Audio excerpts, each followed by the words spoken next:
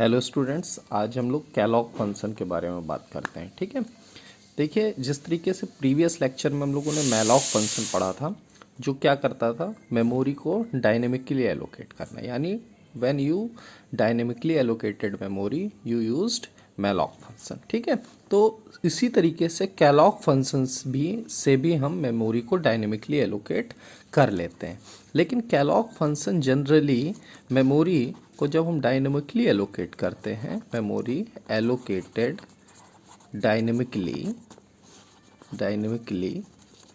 तो जनरली जब हमें अगर एरे के एलिमेंट्स को डायनेमिकली एलोकेट करना होगा, तब हम जनरली किसका यूज़ करेंगे, कैलॉग फंक्शन का। ठीक है, अब कैलॉग फंक्शन से हम मेमोरी को कैसे डायनेमिकली एलोकेट करते हैं, देखिए उसका सिंटेक्स क्या होता है, पहले आपको ये जानना पड़ेगा।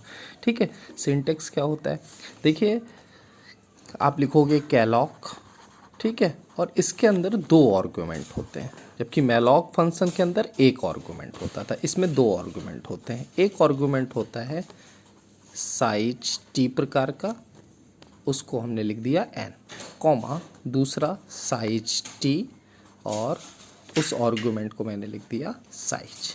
ठीक है, अब यहाँ पर size t n, size t size, यहाँ पर साइज t मैंने बताया था आपको अनसाइंड होता है, जिसका डेफिनीशन आपकी stdlib.h में है। यहाँ पर n जो है ये बताता है साइज ऑफ एरे, कि आपका एरे का साइज क्या है। ठीक है, यानी कितने नंबर ऑफ ब्लॉक्स आपको मेमोरी डायनेमिकली एलोकेट करना है, यानी कितने नंबर ऑफ ब्लॉक्स आपको मेमोरी को डायनेमिकली एलोकेट करना है, यानी साइज ऑफ एरे क्या है। दूसरा क्या है, साइज टी अनसाइंड हो गया। दूसरा क्या है कि साइज मतलब size of each elements in an array, यानी हर एक एलिमेंट का साइज क्या है, size of each elements in an array. ठीक है, ये आपका क्या हो गया, सिंटेक्स। यानी कैलॉग फंक्शन कितने आर्गुमेंट एक्सेप्ट करता है, दो, एक n और एक साइज। n अनसाइंड प्रकार का, इसका मतलब पॉजिटिव वैल्यू होनी चाहिए, और साइज t यानी साइज भी पॉजिटिव इंटीजर यानी अनसाइंड वैल्यू। ठीक है, n जो पहला आर्गुमेंट है वो ये बताता है साइज ऑफ एरे या नंबर ऑफ ब्लॉक्स, यानी कितने नंबर ऑफ ब्लॉक्स या कितनी साइज का एरे होगा। दूसरा साइज ऑफ ईच एलिमेंट्स या साइज ऑफ ईच ब्लॉक। ठीक है, और कैलॉग फंक्शन भी किस टाइप का, कैलॉग फंक्शन क्या रिटर्न करता है, वॉइड पॉइंटर। क्या रिटर्न करता है, वॉइड पॉइंटर। कैलॉग फंक्शन भी वॉइड पॉइंटर रिटर्न करेगा। ठीक है, अब मान लीजिए अगर मुझे 5 एलिमेंट्स यानी एक एरे ले लिया है, एक एरे, ठीक है, और एक एरे का साइज मान लो मैंने लिख दिया है 5। क्या ले लिया है, 5, और वो किस प्रकार का लिया मैंने, इंटीजर। ठीक है, तो अगर मुझे ये डायनेमिकली मेमोरी एलोकेट करना है, तो मैं कैलॉग फंक्शन से कैसे डायनेमिकली एलोकेट करूँगा मेमोरी, यानी लिखूँगा कैलॉग, क्या लिखूँगा, कैलॉग। ठीक है, और पहला क्या है, size of an array, size कितना है 5, यानी 5 लिख दिया, कॉमा दूसरा क्या है, size of each element in an array, तो यानी साइज ऑफ ऑपरेटर लगाएंगे, यानी लिखेंगे साइज ऑफ, और एरे किस प्रकार का है, इंटीजर का है, यानी हमने लिख दिया साइज ऑफ, यानी हर एक एलिमेंट किस प्रकार का होगा, इंटीजर टाइप का, और ये कैसी वैल्यू रिटर्न करेगा, वॉइड पॉइंटर। ठीक है, वॉइड पॉइंटर, यानी ये कैसी वैल्यू रिटर्न करेगा, किस टाइप की, वॉइड पॉइंटर। अब एक प्रोग्राम से हम क्या करते हैं, इस चीज़ को, कैलॉग फंक्शन को समझ लेते हैं। इतनी चीज़ आपको समझ में आ गई कि कैलॉग फंक्शन टेक्स 2 आर्गुमेंट्स, पहला साइज ऑफ एरे, ठीक है, और दूसरा size of each element in an array, और ये भी कैसा रिटर्न करता है, वॉइड पॉइंटर। ठीक है, अब एक एग्जाम्पल लेते हैं, एग्जाम्पल से आपको समझ में आ जाता है। एक ऐसे सिंपल एग्जाम्पल लेते हैं जिसमें हम लोग एक एरे लेंगे और एरे को डायनेमिकली एलोकेट करेंगे। ठीक है, देखिए कैसे करते हैं। मेन फंक्शन ले लिया आपने, ठीक है, और आपने एक वेरिएबल ले लिया n, जो कि क्या बताएगा, साइज ऑफ एरे n, और एक आपने ले लिया पॉइंटर वेरिएबल a।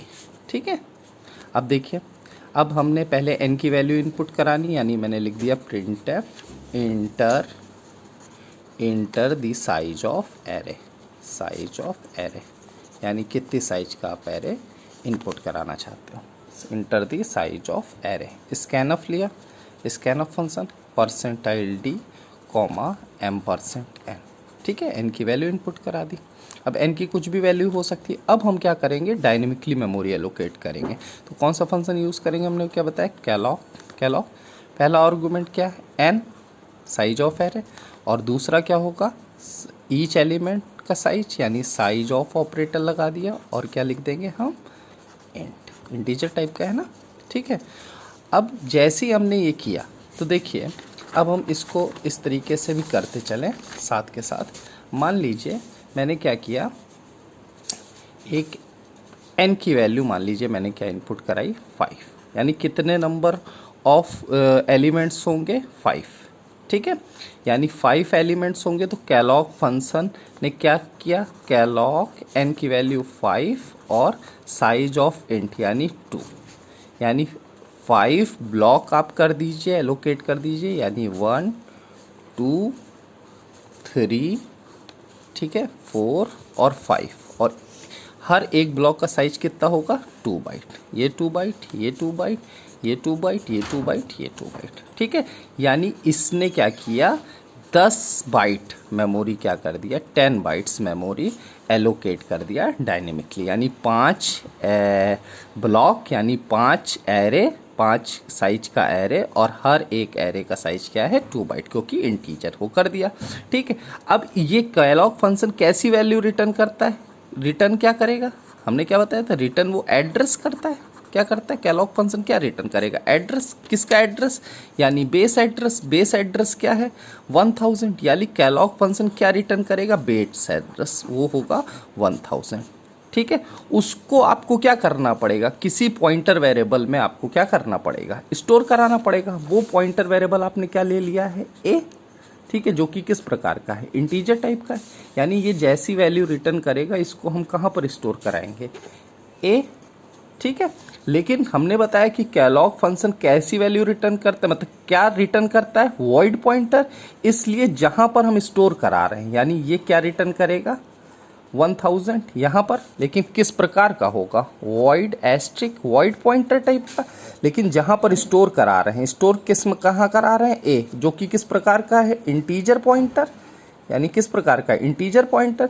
इसलिए हमें क्या करना पड़ेगा, इस कैलॉग फंक्शन को टाइप कास्ट करना पड़ेगा, किसमें, जहां पर हम स्टोर करा रहे हैं, स्टोर ए में करा रहे हैं, तो यानी इसको हम टाइप कास्ट करेंगे, क्या लिखेंगे, इंट एस्ट्रिक, राइट। इतनी चीज समझ में आ गई आपको, यानी 1000 जो ये बेस एड्रेस है, जो कि कहाँ पर स्टोर होगा, ए में, जो कि वॉइड टाइप का होगा, जो कि किसको पॉइंट कर रहा है, इसको हम टाइप कास्ट करा लेंगे, किससे, इंट एस्ट्रिक से, ठीक है, क्योंकि जहां पर हम स्टोर करा रहे हैं वो किस प्रकार का है, इंटीजर टाइप का है। इतनी चीज समझ में आ गई।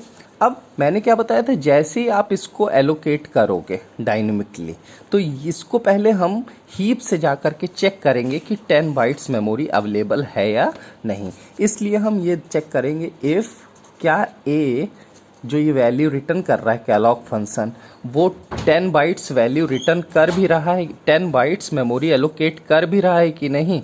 अगर 10 बाइट्स मेमोरी एलोकेट नहीं करेगा तो ये कैसा, क्या रिटर्न करेगा, नल, नल रिटर्न करेगा। तो हम क्या प्रिंट करा देंगे, printf memory not available, memory not available, ठीक है, नॉट अवेलेबल, ठीक है, और ये हम बंद कर देंगे, ठीक, और यहीं पर एग्जिट हो जाएंगे। अगर हमको मेमोरी अवेलेबल नहीं मिली तो हम यहीं पर एग्जिट हो जाएंगे, ठीक है। अब इसके बाद हमें क्या करना है, अगर ये नहीं चला तो यानी नेक्स्ट स्टेटमेंट यहाँ आए, यहाँ पर आए तो जब हम कैलॉग फंक्शन से मेमोरी को डायनेमिकली एलोकेट करते हैं और वो 10 बाइट्स मेमोरी डायनेमिकली एलोकेट हो जाती है, जितने बाइट्स हम कर रहे हैं, तो इनिशियली उन एलिमेंट्स बाय डिफ़ॉल्ट उसकी इनिशियल वैल्यू क्या हो जाएगी, 0 हो जाएगी, क्या हो जाएगी, 0 हो जाएगी। ये चीज़ होती है, ठीक है। यानी कैलॉग फंक्शन से अगर हम मेमोरी को डायनेमिकली एलोकेट करते हैं और मेमोरी डायनेमिकली एलोकेट हो जाती है तो बाय डिफ़ॉल्ट वो एलिमेंट्स की इनिशियल वैल्यू 0 हो जाती है, ठीक है। अब हम एक आई वेरिएबल ले लेते हैं लूप चलाने के लिए, यानी हमको इन एलिमेंट्स पे वैल्यू इनपुट करानी है।